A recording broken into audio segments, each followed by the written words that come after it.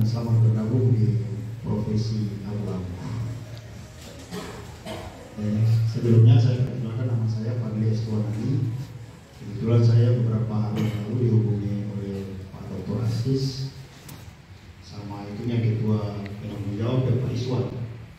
Bilang kalau boleh Anda dikasih undangan. Saya bilang ya nggak apa-apa. Kebetulan saya juga sebelumnya pernah ikut pendidikan di IKADIN juga.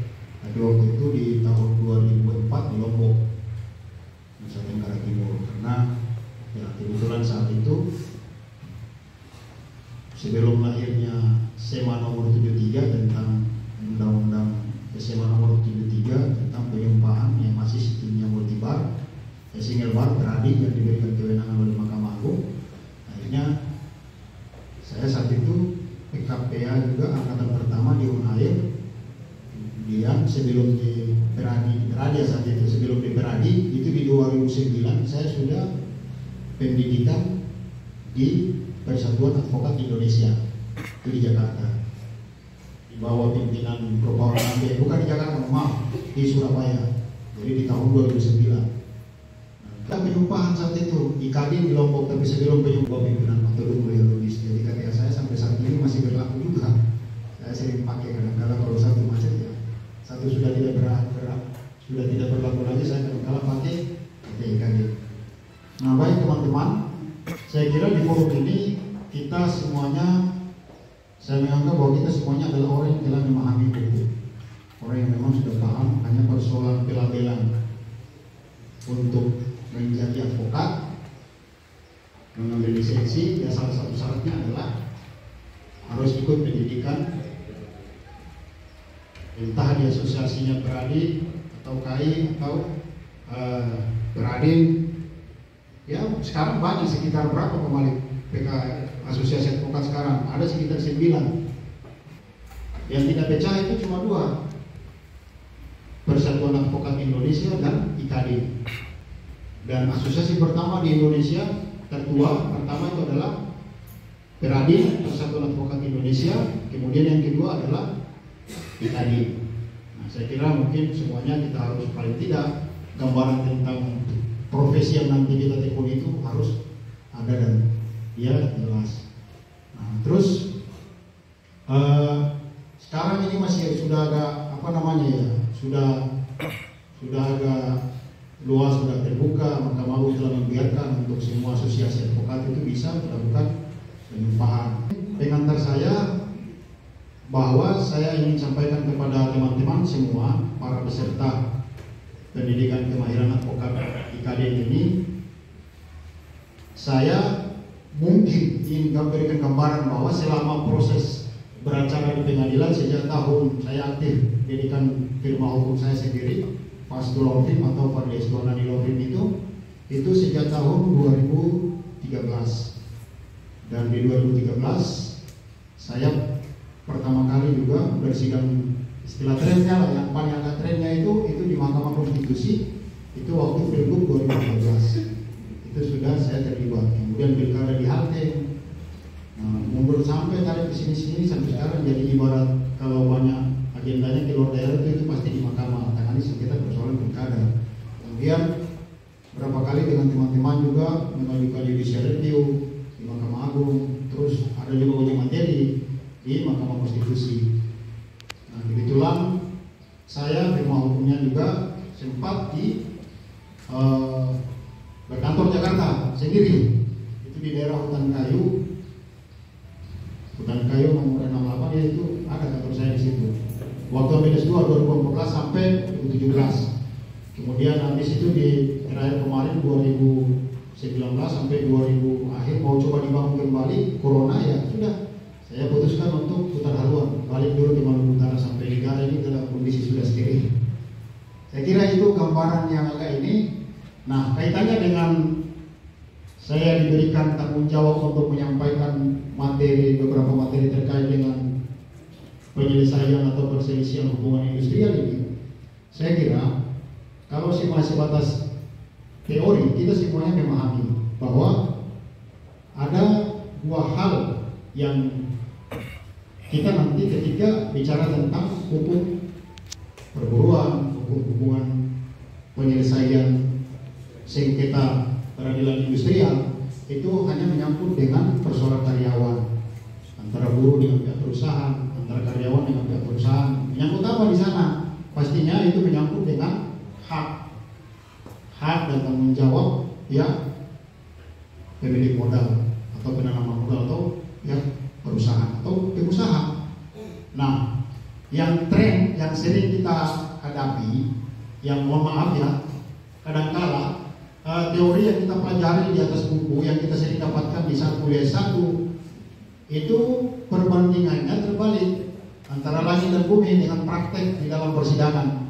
Kita kadangkala tidak pernah mempelajari tentang PHI lebih spesifikasi, tetapi di dalam persidangan pengadilan ketika kita sempat menangani satu perkara PHI itu tahu kita langsung posisi teori ini dia nanti berlakunya di sini. Ini yang sering disebut ada di sana mediasi, bipartit, tripartit, ada keluarnya anjuran dari pihak pemerintah dalam hal ini dinas terkait.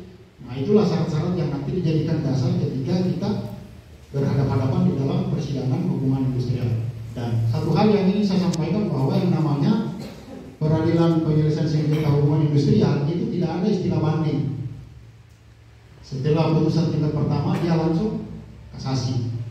Nah, semuanya ini teman-teman itu diatur di dalam undang-undang dulu itu kalau tidak salah undang-undang nomor 13 tahun 2003 itu tentang tenaga kerja.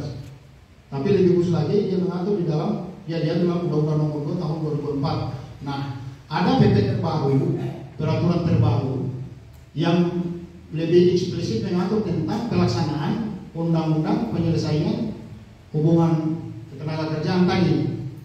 Itu nanti teman-teman saya kira download langsung dapat itu, kalau namanya apa gitu langsung keluar. Saya kira saya tidak usah perlu sampaikan. Nah, menyangkut dengan PHI industrial ini semuanya dia adalah sistem semi peradilannya itu peradilan umum, tapi dia lebih khusus lagi. Jadi dia sistem proses di persidangan pengadilan itu menggunakan hakim ad hoc dia. Jadi satu hakim karir, dua hakim ad hoc. Nah, batasan waktunya juga dia tidak terlalu lama dia. Nah, itu setelah naik ke pengadilan, tapi saya ceritakan ya kasus ya. Tetapi menyangkut dengan satu peristiwa hukum atau satu perbuatan, satu kasus yang sering dihadapi tenaga kerja ketika dia mau dikirim masuk ke pengadilan, maka dia harus melalui beberapa tahapan. Intinya adalah bahwa siapa saja yang ingin atau perselisihan menyangkut dengan tenaga kerja tadi, yang dia tuntut itu bukan persoalan lain, pasti persoalan hak, persoalan pesangon, apakah dia itu karyawan swasta, toko, atau perusahaan apa, atau perusahaan tambang apa, hotelan, dan macam-macam. Itu yang sering terjadi. Nah, tahapan-tahapan ini, teman-teman, yang sering kita dapatkan di persidangan, di prosesnya kasus ini kita kadang-kala ikuti dari awal. Mulai tahapan mediasi kedua belah pihak yang difasilitasi oleh pihak tertentu, atau kalau kadang-kala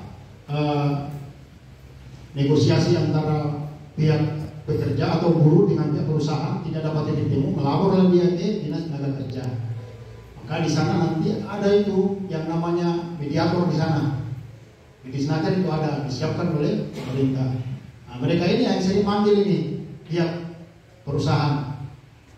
Jadi skemanya itu yang prakteknya sering terjadi, dia cuma angkat telepon. Bagaimana kok hak buruh ini, karyawan ini pecat balik, ini kasih DP hak. Ini juga perlu tanda tanya. Ada hal-hal yang kemudian sering membatalkan hak para tenaga kerja.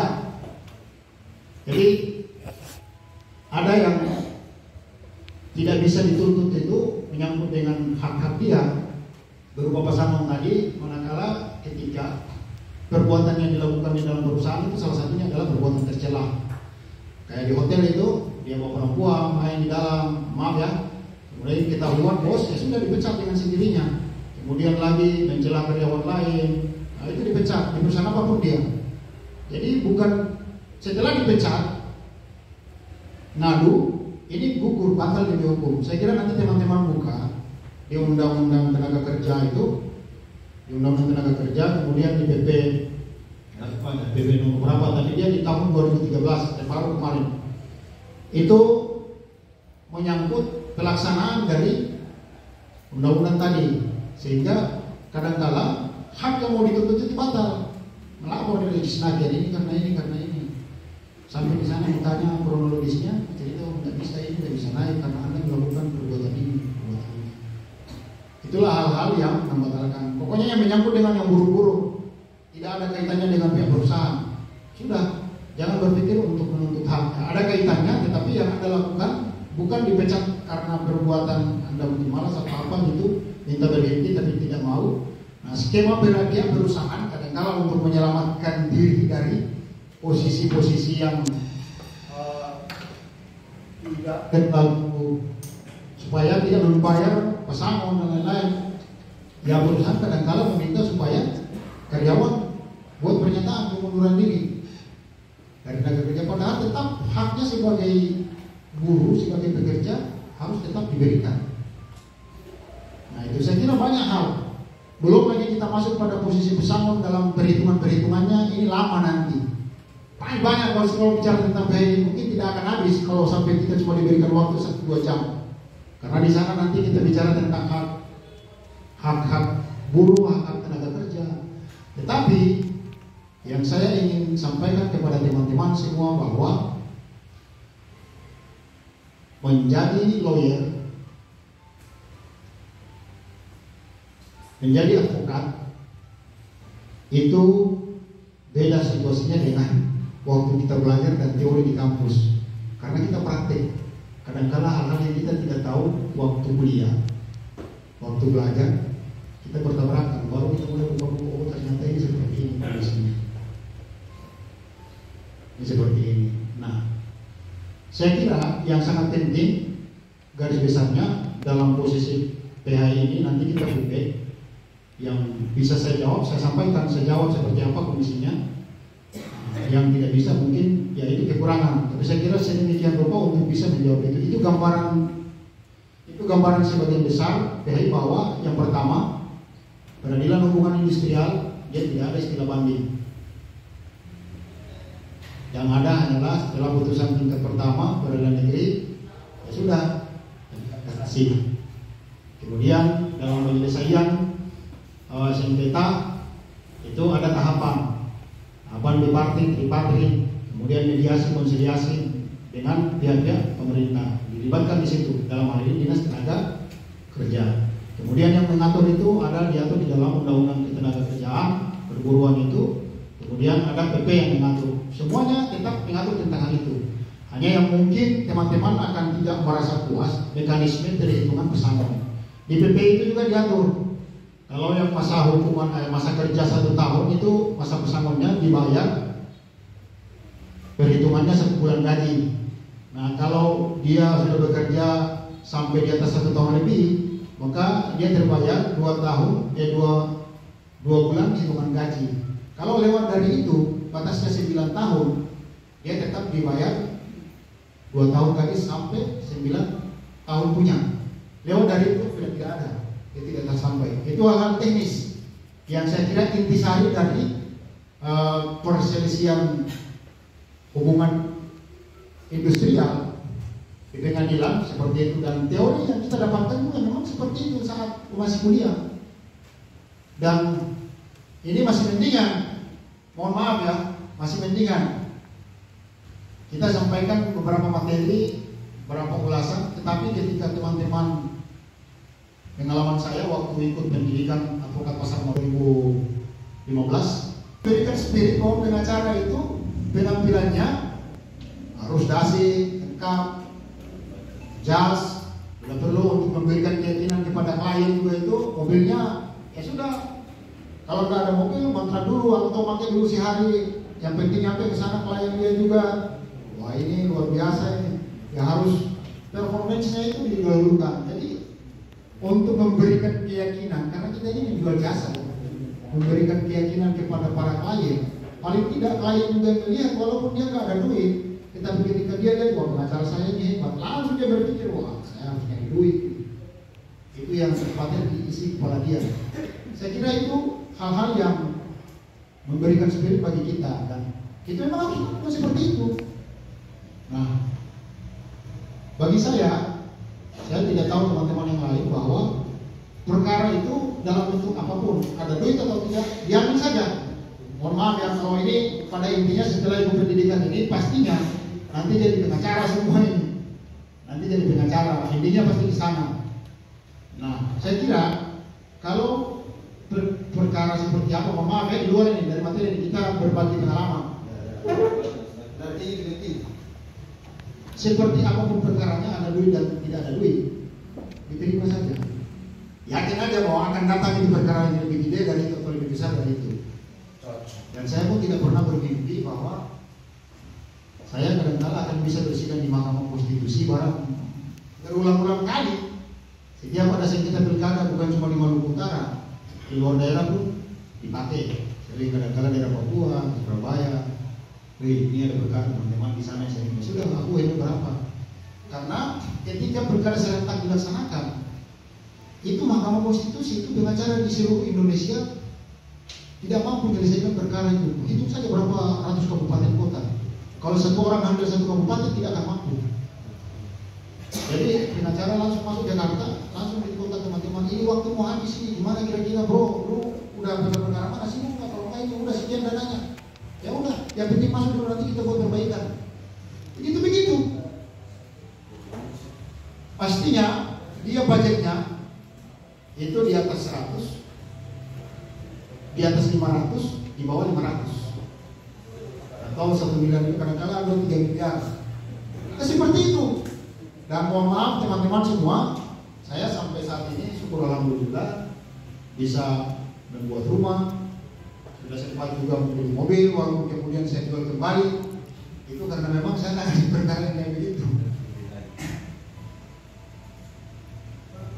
Itu yang kita sering alami dalam keseharian kita beracara, dan saya kira nanti teman-teman kalau seandainya sudah menjadi pengacara yang profesional, teman-teman akan nanti dihadapkan. Jadi kita hanya dari ikhtiar supaya pasca pendidikan saudara tes, teman-teman semuanya tes lolos jadi pengacara. Kalau tidak mampu bersaing, ikhtiar kita adalah kadang-kala ada sudah masuk jadi seperti jadi legal ini. Jangan kita orang bilang bahasa kita di sini bukan jadi hutang, karena profesi kita bukan itu. Cukup kita layangkan surat somasi dalam bentuk somasi apa gitu peringatan, kita profesional lakukan langkah-langkah itu. Nah, saya kira itu yang lebih elegan, karena profesi kita ini profesi mulia, bukan profesi abal-abal, bukan profesi yang main-main. Profesi kita ini adalah profesi mulia. Nah, teman-teman, terus saya kembali lagi tadi, terus sudah kita gugat putusan pengadilan negeri, sudah clear diputuskan. Jadi setelah diputuskan, yang perlu teman-teman ketahui bahwa sengketa PH itu dia memiliki kekuatan eksekutorial manakala pihak perusahaan mau mengeksekusi, karena dia tidak memiliki biaya upah kerja atau masa kerja kalau dihitung-hitung pesangonnya, lalu dia tidak mencukupi angka 150 juta. Itu kan pemohon dalam hal ini karyawan mengajukan gugatan itu tidak pakai biaya, tetapi di atas itu maka dia diberikan tanggung jawab untuk menanggung biaya perkaranya, bayar ke sana bayar ke sini. Nah, yang di bawah 150 tadi, kadang-kala ketika mau dieksekusi pengadilan ini masa cuek. Dan ini pernah saya alami terjadi.